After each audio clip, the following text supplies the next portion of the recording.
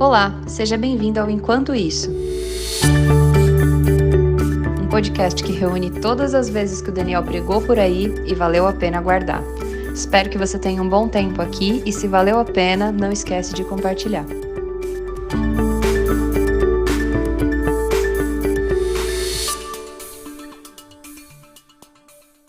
A gente começou na semana passada uma minissérie chamada 3Cs, que é um pouco resumo para onde a gente vai, no que a gente acredita. Se você está aqui faz um tempo, certamente sabe com certeza quais são eles, certo?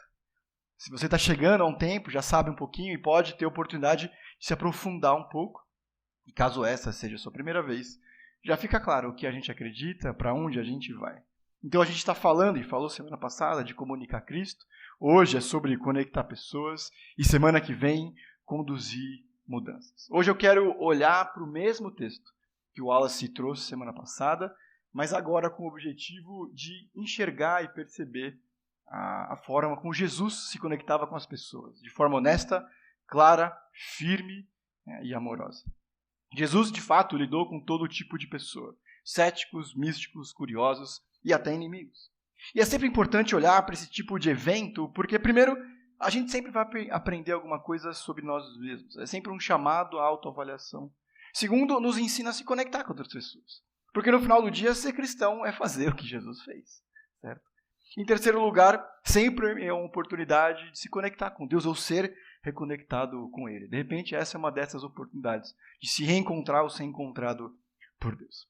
Eu já contei essa história que eu vou falar aqui, me perdoe a repetição, mas tem uma igreja em São Paulo que eu tive algumas vezes, tive a oportunidade de falar no retiro, nos adolescentes, nos jovens e na conferência uma vez. E depois de um tempo, depois da 10ª vez, você acaba querendo alguma intimidade. E aí eles fizeram uma pergunta muito sincera.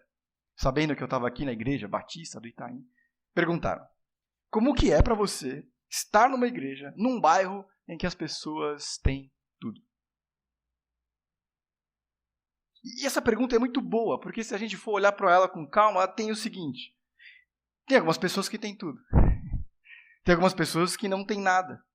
Que me falta, pelo menos para quem faz a pergunta, falta muita coisa. Que é possível chegar numa etapa, num nível, se você quiser, em que talvez eu não precise de Jesus também. Que se eu tivesse X, Y e Z, talvez não precisasse.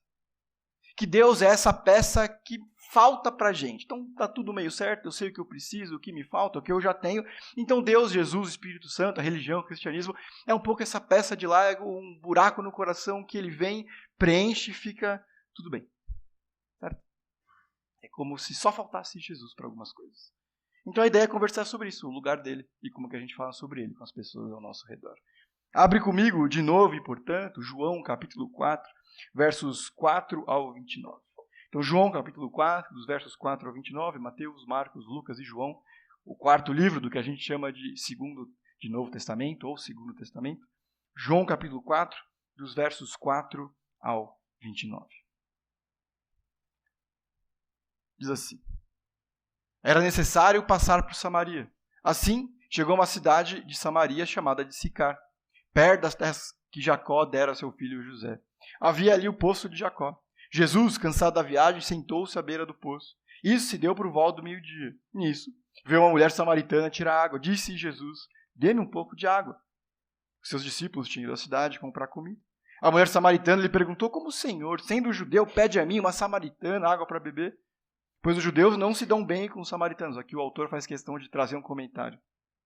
Jesus respondeu: se você conhecesse o dom de Deus e quem está pedindo água, você teria pedido e ele teria dado água viva. 11, disse a mulher: o Senhor não tem com que tirar água e o poço é fundo. Onde pode conseguir essa água viva? Acaso o Senhor é maior que o nosso pai Jacó, que nos deu o poço, e que ele mesmo bebeu como seus filhos e seu gado? Jesus respondeu: quem beber dessa água terá sede outra vez. Mas quem beber da água que eu der, nunca mais terá sede. Pelo contrário, a água que eu der se tornará nele uma fonte de água para jorrar para a vida eterna. Versículo 15 do capítulo 4 de João.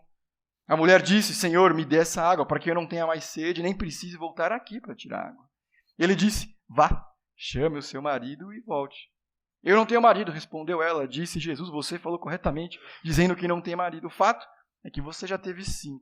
E o homem com quem vive agora não é seu marido. O que você acabou de dizer é verdade. Disse a mulher, vejo que o Senhor é profeta.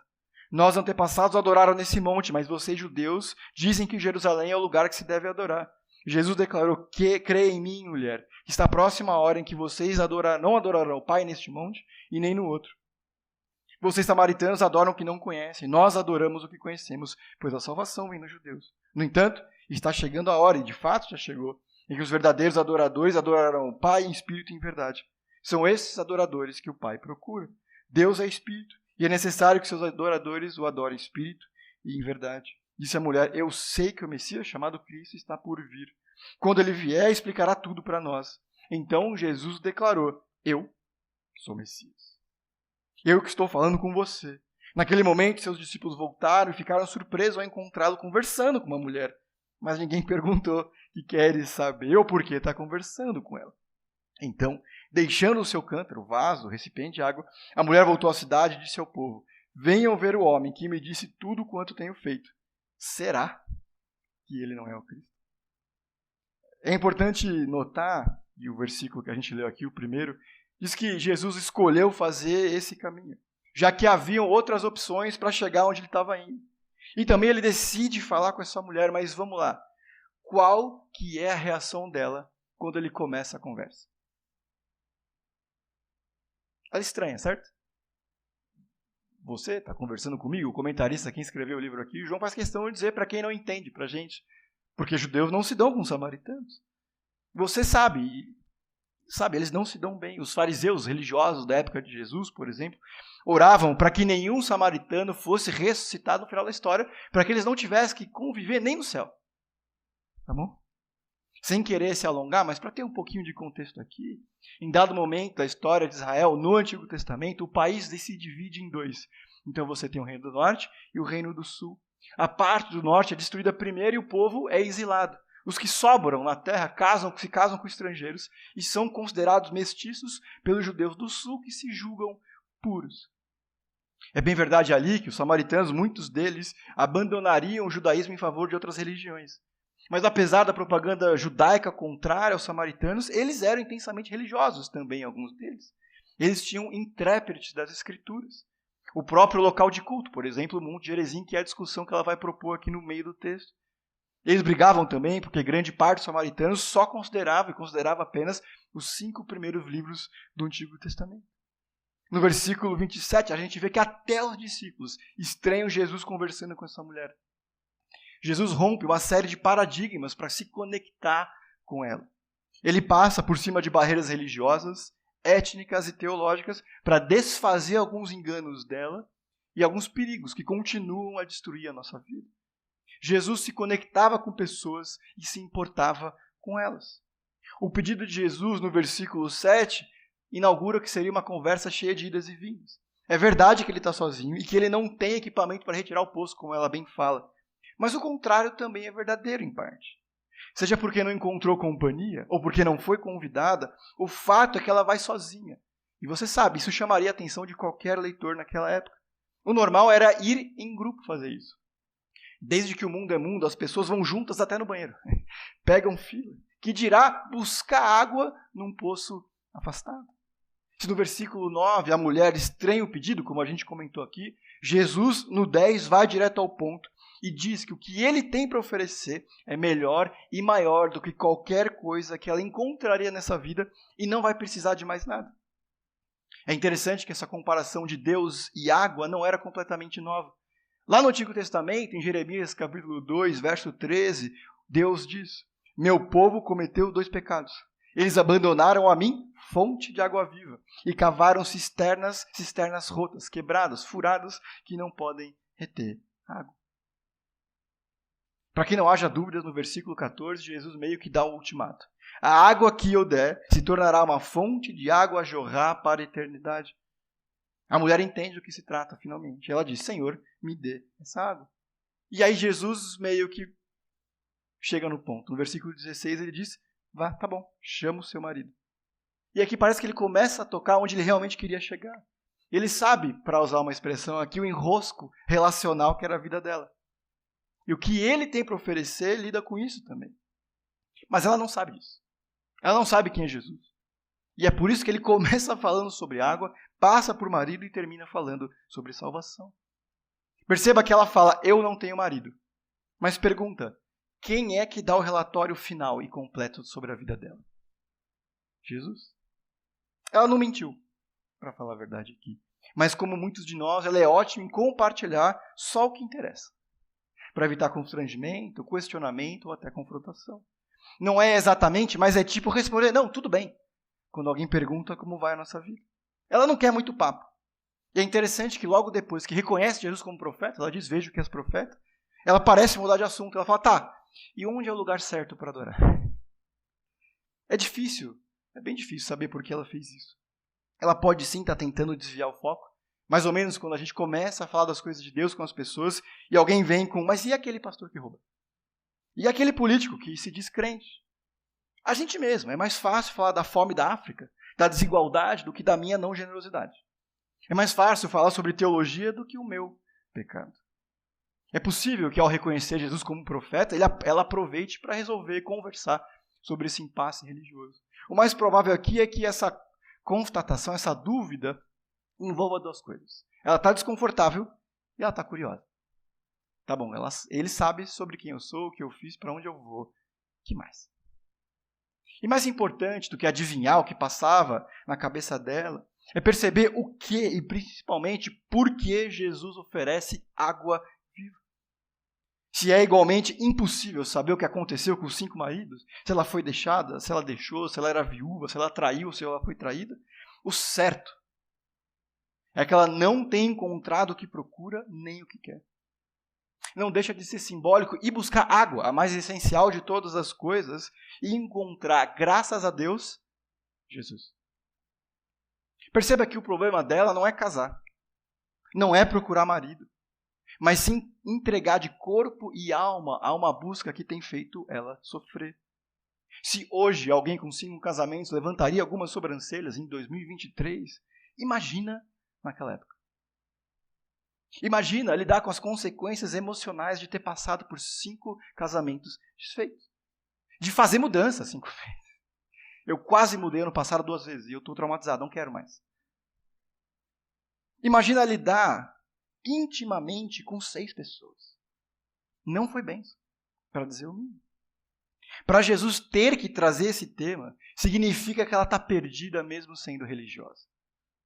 Ela não é ateia. Ela não é agnóstica, ela não rejeita nem nega a existência de Deus. Ela propõe a discussão sobre o monte certo para adorar a Deus. Ela vê Jesus, ela ouve Jesus, mas não entende o que ele fala. Ela fala sobre adorar a Deus. Perceba que ela busca e encontra marido exatamente o que ela quer por 5 vezes. Isso porque é difícil encontrar um. Mas ela tem que repetir o processo com cada vez mais dor e com cada vez mais bagagem. O problema dela é procurar o lugar errado que só pode ser encontrado em Deus. É entregar o coração a qualquer outro que não seja o Senhor. É ter expectativas de satisfação existencial à parte do céu. É achar que dá para ter paz longe de Deus, segurança distante de Cristo, alegria sem Jesus.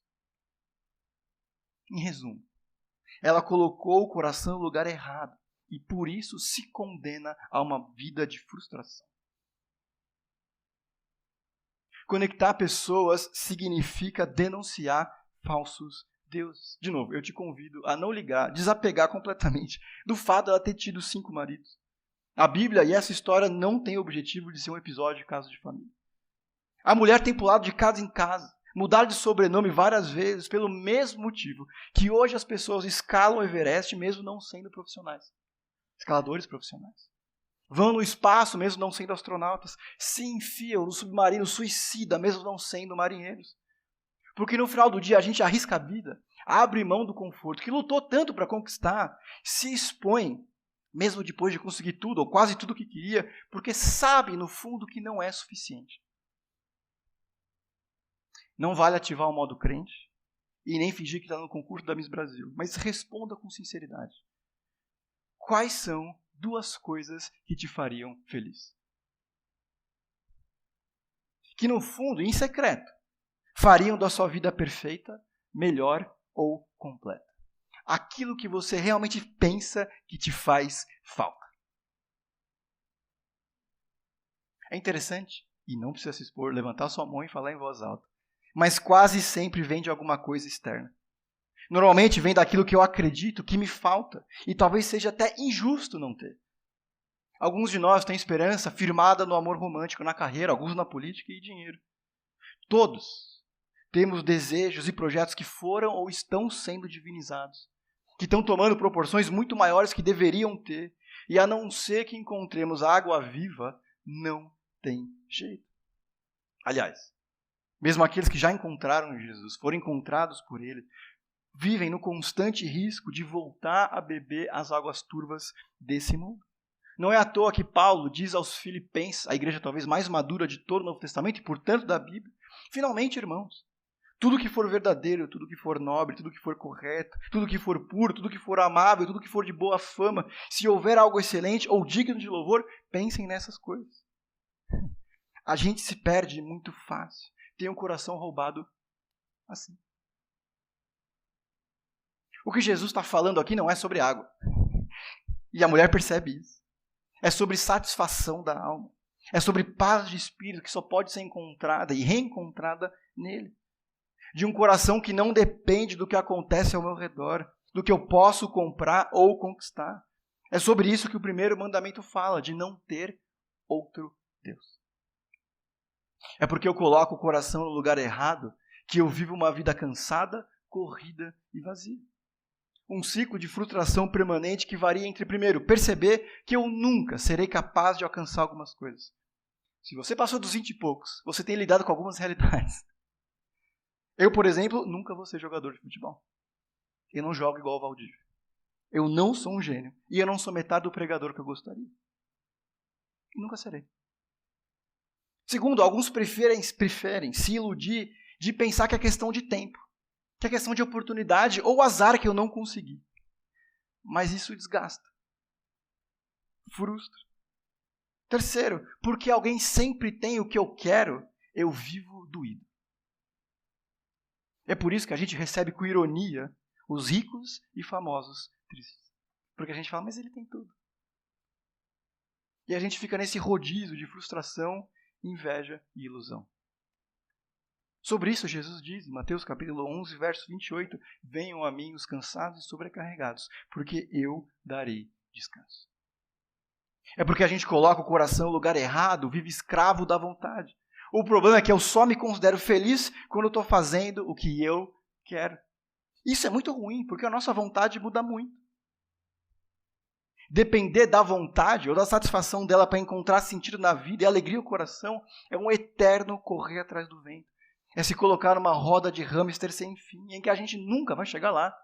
Nesse estado de paz permanente ou realização plena. Não é à toa que o Heath Ledger, a Amy Winehouse e o Robin Williams, tendo tudo que a gente considera como tudo, tinham certeza que não tinham nada. Nada pelo menos que valesse a pena viver por. E mais, biblicamente falando, a nossa vontade é ruim. A gente deseja coisas ruins. Quantos dos nossos desejos não são autodestrutivos? Os alemães têm uma palavra bem interessante, Schadenfreude, que é alegria dana, aquela satisfação que a gente tem quando a pessoa que a gente não gosta se dá mal. Que a gente sorri. A gente fala, bem feito. É isso, Deus. É porque eu coloco o coração no lugar errado que o nosso humor é uma montanha-russa e varia desse jeito louco. Sobe e desce com a bolsa. Melhora ou piora de acordo com os comentários que eu vejo nas mídias sociais, com o placar de algum jogo ou com a aprovação dos outros. Então, se fulano de tal está bem comigo, eu estou bem, senão não. Quer saber se eu estou sendo descontrolado ou controlado pela coisa errada? É ter uma vida que fica entre a ansiedade e a ira. Porque quando aquilo que eu amo e não deveria é ameaçado, vem uma preocupação esmagadora junto. Se alguém atrapalha, vira meu inimigo automaticamente. A gente prende o coração naquilo que o escritor bíblico chamou de vaidade. Vaidade de parecer um excelente pai, um bom profissional, ter mais porque eu quero. É porque eu coloco o coração no lugar errado que eu vivo uma permanente sensação de injustiça. Então existem situações que eu fico tão focado naquilo que Deus ou o universo deveria fazer por mim e resolver o problema, que quando não acontece, frustração. O mundo está cheio de gente que protesta contra Deus porque presume que o Criador do universo é obrigado a tornar a minha vida tranquila.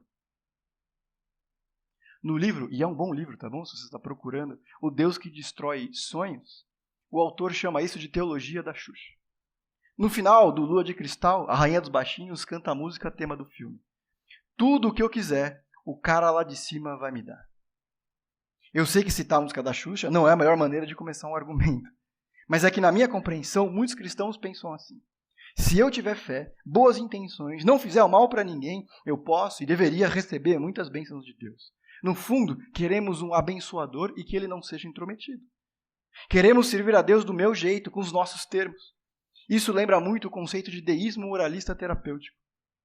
O objetivo da vida não é se sacrificar, negar a si mesmo, uma coisa que Jesus disse, mas ser feliz e se sentir bem consigo mesmo, a crença terapêutica.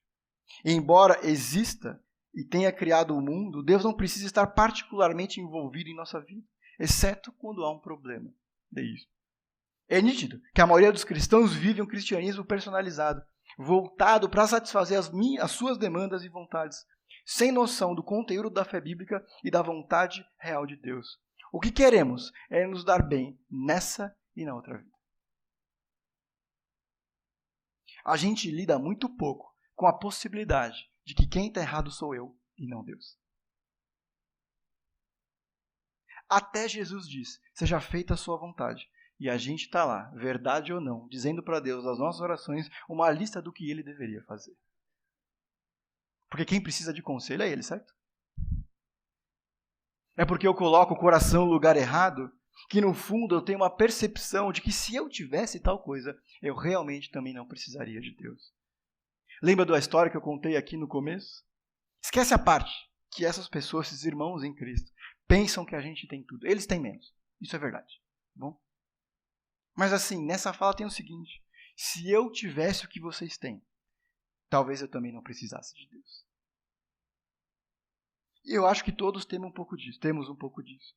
E é por isso que Deus não nos dá mais. Porque a gente tem sido fiel no pouco. Ou no muito. Sobre isso, Provérbios 30, 8 e 9 diz: afasta de mim a vaidade e a palavra mentirosa. Não me des nem pobreza, nem riqueza. Mantém-me o pão da minha porção de costume, para que, porventura, estando farto, não te negue e venha dizer quem é o Senhor. Ou que, empobrecendo, venha furtar e tome o nome de Deus em vão. Certamente, uma oração que eu e você nunca fizemos e não vamos querer fazer é: Senhor, me dá menos porque eu estou me perdendo. Tira isso de mim porque o meu coração tem sido roubado. O problema, e eu estou incluso, é que a maioria das pessoas não é capaz de reconhecer a sede da alma e acabam com um mundo tipo nosso, recomendando os nossos erros. A conversa de Jesus gira em torno de falsas necessidades, más escolhas que nos movem em direções muito ruins. Mas pela graça de Deus, Jesus desfaz enganos e quebra ilusões. Ainda que essa conversa soe e seja bastante desconfortável quando a gente está lendo, a mulher aqui não parece disposta a encerrar. Pelo contrário, ela propõe novos assuntos. Ela passa a ser sincera. E ela termina fazendo a melhor pergunta possível no verso 29. Será que ele não é o Cristo? É por isso e por tantos outros motivos que essa história é um excelente exemplo, um ótimo paradigma de como se conectar com pessoas. Ao mesmo tempo que nos lembra quão bom Deus é e quão incompleto esse mundo continua sendo. Pode passar desapercebido, mas de novo, o versículo 4 diz: era necessário passar por Samaria. O fato é que fazia parte dos planos de Deus e da intenção de Jesus se encontrar com essa mulher para mudar a vida dela. E isso não é raro no ministério de Jesus. Ele encontra pessoas, mas ele se faz ser encontrado. Ele se convida para a casa de Zaqueu, alguém que era odiado por todos. Ele vê Zaqueu em cima de uma árvore e diz: eu vou na sua casa. Ele passa pelo posto de trabalho de Mateus, coletor de impostos, e diz: vem. Ele vê um cego e ele se propõe a curar. Jesus é o bom pastor que tem 100 ovelhas e percebe que uma se perde. Ele conhece todas e pelo nome. Ele vai atrás. É por isso que a gente diz que não tem pastoreio EAD. é graça, é amor, é paciência em forma de presença e serviço. Nem Jesus, nem Deus são indiferentes. Cada um na sua, qualquer coisa me avisa. Poucas coisas, é verdade, são tão desconfortáveis quanto morrer numa cruz. Mas eles fazem coisas muito menores. E que eu e você temos muita dificuldade, tipo falar com estranhos, com os visitantes que vêm aqui. Ser profundo com aquelas pessoas que a gente conhece. Que não responder, não, tudo bem. Loucura, né, esse tempo, tá um calor esses dias. Desafiar os religiosos, demonstrar amor pelos inimigos. Tudo bem? O que talvez seja mais distintivo dessa história, que começa no momento que Jesus propõe a água da vida, no verso 10, quando ele lança a questão do marido no 16, quando ele diz que os verdadeiros adoradores adorarão o Espírito em verdade, no 23, e por fim, quando ele assume que é o Messias, no 26, ele está provocando e construindo a percepção nessa mulher do que ela precisa é dele. João Calvino, um cristão histórico, diz que toda vez que percebemos que o azeite de Cristo perdeu o seu aroma, que o misturemos com o vinho para que o seu sabor comece a ser sentido. O que ele está dizendo aqui é que às vezes é preciso de alguma coisa mais forte. É tipo o vinho da ceia que a gente vai tomar daqui a pouco, dá aquela acordada. É preciso não confundir profecia com grosseria e nem pretensa fidelidade com estupidez. Mas certamente há espaço nas nossas interações para denunciar o que não funciona. Para quebrar ídolos, para desfazer enganos, para apontar contradições para a glória de Deus. O cristianismo permanece sendo profético, porque ele não se amolda, não se rende e não apoia nada nem ninguém de forma incondicional e irrestrita que não o próprio Deus. Mas talvez a maior demonstração de bondade de Deus aqui seja justamente em oferecer a água da vida. Sim, essa história tem vários assuntos. No entanto, só tem um centro. É como se Jesus estivesse dizendo para aquela mulher que a vida, que esse mundo é um grande deserto que não é capaz de forma alguma de sustentar a vida e nem satisfazer as vontades mais profundas de qualquer pessoa. Não são poucas as vezes, quando a casa cai ou o caldo entorna, que a gente se pergunta, mas por que Deus? Por que o Senhor permite que isso aconteça comigo? A pergunta, deixa eu ser sincero, não é tão ruim assim necessariamente. Os salmistas fazem isso de variados jeitos. O problema é, quando a gente já passou por aqui, tem a suposição. Se os meus planos não tivessem fracassado, se o meu relacionamento não tivesse terminado, se eu já tivesse casado até agora ou não tivesse casado, eu seria feliz.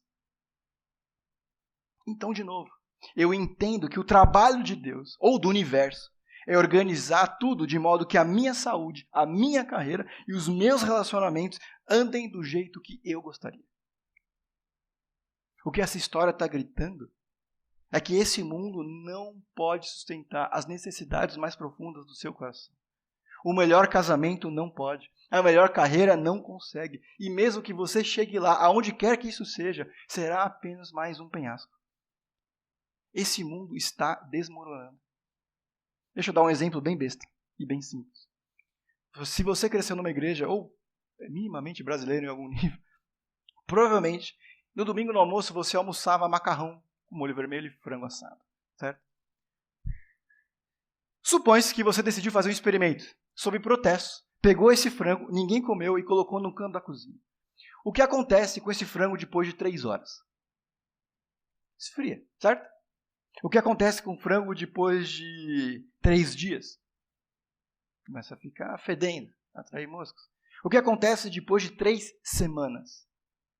Podre. Sabe o que é isso? Uma visão do futuro.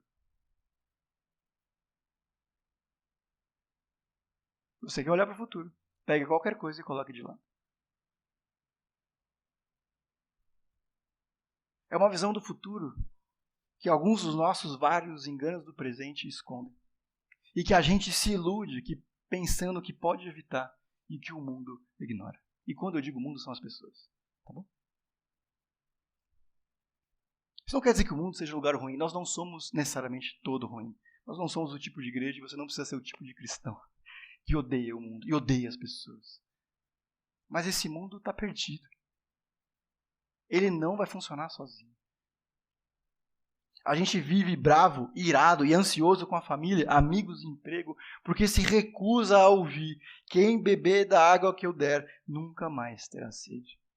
A gente vive doente de ansiedade, com o coração pesado e relacionamentos quebrados, porque a gente parte do pressuposto que eu vou conseguir encontrar aqui sentido para quem eu sou.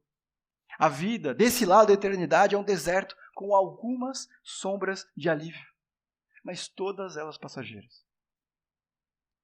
Um sinal da nossa instabilidade é essa tentativa perpétua de tentar preencher o vazio, com alguns nomes que são próprios, com substantivos que às vezes são hobbies e com emoções que são intensas. Muitos de nós pulam de cama em cama pensando que a vida é isso. Outros encontram falsa paz na quantidade de zeros à direita. Alguns encontram um sentido em ter um perfil cheio de bandeirinhas, cheio de destaque. Segurança no conforto de ter um bom lugar para chamar de casa. Outros acreditam que o amor pode preencher. Mas deixa eu te dizer, toda a luz vai apagar e todo poço vai secar. Só Jesus é Salvador, Senhor, Príncipe da paz, rocha eterna, o resplendor da glória de Deus, Messias, Filho de Deus, Cordeiro, o caminho, a vida, o justo juiz, o leão da tribo de Judá, a verdadeira videira, o primeiro e o último, Deus conosco, o Cordeiro que foi morto e reviveu, o Alfa e o Ômega, o Rei dos reis e Senhor dos senhores. Encontrar Jesus é encontrar descanso. A missão de Jesus de conectar pessoas continua com seus discípulos. Ao final da história, a mulher está cumprindo a chamada grande comissão, mesmo antes de Jesus dizê-la, em Mateus capítulo 28. No versículo 29 ela diz: venham ver o homem que me diz tudo o que eu tenho feito. Será que ele não é o Cristo? Ela não apenas aponta para o que Jesus disse, mas ela quer que outros consigam encontrá-lo também. E olhando para tudo como aconteceu até aqui, existe pelo menos uma direção e um lembrete. Aqueles que desejam conectar pessoas, levá-las até Deus, devem fazer parte desse privilégio, ser agentes da responsabilidade de levar a salvação para as pessoas. Isso significa, às vezes, estourar a bexiga alheia, frustrar sonhos e ser um pouco estraga-prazer, sim. Se cabe ao crente ter paciência com os descrentes, também cabe, pelo menos, às vezes, dependendo da situação, ser mais ou menos, levemente ou muito desagradável. E isso aqui é interessante, porque a gente costuma associar o cristianismo a ter ou desenvolver uma fé. Mas outro ponto central talvez seja destruir esperança mal colocada. Nós temos a missão de formar descrentes.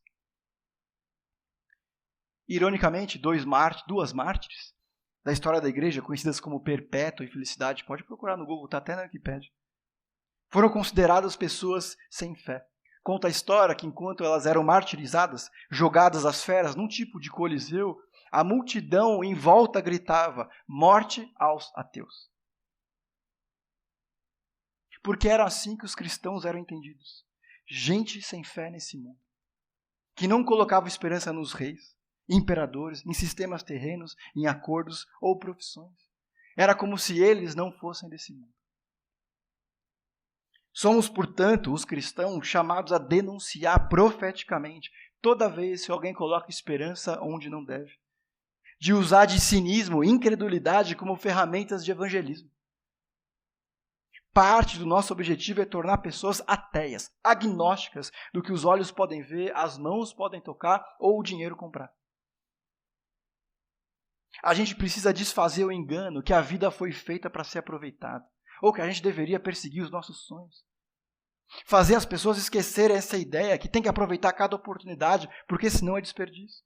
Ninguém foi feito e é obrigado a mudar o mundo, ganhar o primeiro milhão antes dos 30, casar até tal idade e se aposentar antes dos 40.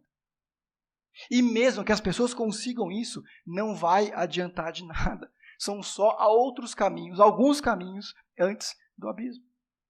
Quem disse que isso é aproveitar? Aliás, quem aproveitou mais? Estevão o mártir ou Michael Schumacher? Taylor Swift ou Ana, mãe de Samuel? Não é tão simples. Por fim, essa história pode não parecer, mas é sobre esperança e consolo. Poucas pessoas na Bíblia têm um perfil tão improvável para uma seguidora de Jesus quanto essa mulher. A gente acabou de sair de uma série na história de Jonas. Não tem uma alma viva que escolhesse essa mulher no lugar de Jonas para pregar para desconhecidos. Mas adivinha quem serve de exemplo? Talvez ela fosse uma pessoa agradável, generosa, gente boa. Mas ela fez escolhas ruins. E dependendo de onde você passou, o que você fez, tem uma voz que diz para você, não tem jeito. Já era. Agora, seguir a Deus depois de... Nossa família sempre foi assim e vai continuar. O que essa história está dizendo em alto e bom som é que nada do que foi precisa continuar a ser. Pelo poder de Deus, o amor de Jesus e a transformação do Espírito, tudo se faz novo. Amém? É difícil enfatizar isso o suficiente, mas o seu lugar é em uma igreja e ao lado dos seus irmãos. Para encerrar, eu quero citar um escritor que eu gosto muito e tem vários bons livros. O pessoal do louvor pode vir. Diz assim: a nossa luta contra os 3 inimigos da alma não é uma guerra com armas e bombas. Não é contra outras pessoas de jeito nenhum. É uma guerra contra as mentiras. Deixamos falsas narrativas sobre a realidade entrarem nos nossos corpos e elas causam estragos em nossas almas. Ao que ele termina dizendo, e é o nosso centro aqui hoje. A questão não é tanto que contamos mentiras, mas que vivemos mentiras. Porque as mentiras que a gente conta, a gente sabe que não são verdade, né? São só um instrumento maléfico e maligno para que serve a nossa agenda. Essa a gente sabe que não vale nada, que é só uma coisa que a gente usa mal, mas não tem efeito sobre mim. O problema são as mentiras que a gente acredita. As verdades que Deus nunca disse. E que eu decidi que a minha felicidade e que o meu sentido, o sentido da minha vida depende disso. Porque você vive nesse mundo, não é um ET, nem um extraterrestre. A pergunta não é se, mas quais.